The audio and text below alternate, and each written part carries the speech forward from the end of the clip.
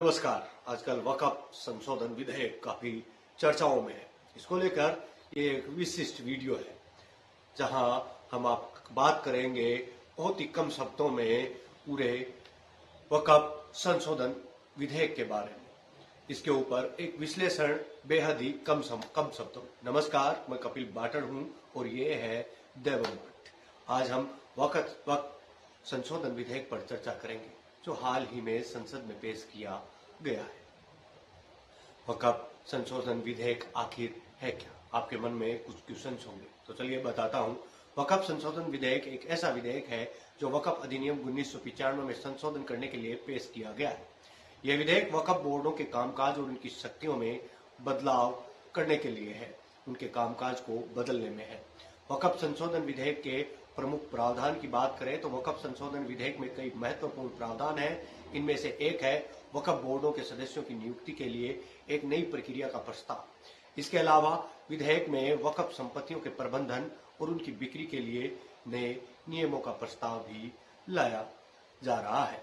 वक्फ संशोधन विधेयक के लाभ क्या क्या हो सकते हैं?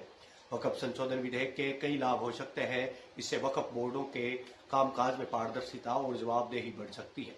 इसके अलावा विधेयक से वक्फ संपत्तियों के प्रबंधन में सुधार हो सकता है, यह भी एक बड़ी बात है।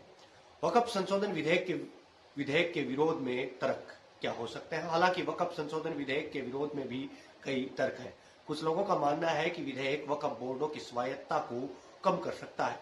इसके अलावा विधेयक के कुछ प्रावधानों को वक्फ समुदाय के हितों के खिलाफ भी माना जा रहा है। आखिर ऐसा क्यों? ये सोचने समझने की बात है। वक्फ संशोधन विधेयक का भविष्य क्या होगा? वक्फ संशोधन विधेयक का भविष्य क्या होगा, ये अभी कुछ स्पष्ट नहीं है। विधेयक को अभी संसद में पारित किया है। हमें उम्मीद है कि विधेयक पर चर्चा हुई है और इसके सार्वहित वाले परिणाम निकल कर आए।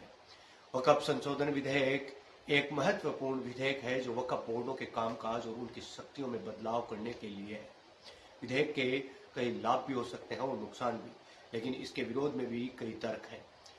मैं उम्मीद करता हूं कि विधेयक पर चर्चा होगी और इसके प्रावधानों को और अधिक पारदर्शी बनाया जाएगा। यही उम्मीद सभी लोग कर रहे हैं कि इस विधेयक को थोड़ा सा पारदर्शी बनाया जाए, लोगों को सही समझ आए, ताकि विरोध की स्थितियां न बने। अभी मैं चलता हूं, आपसे विदा लेता हूं। मिलता हूं किसी अन्य ऐसे ही वीडियो में। तब तक के लिए आप बने रहिएगा द बम्बार्ड के साथ।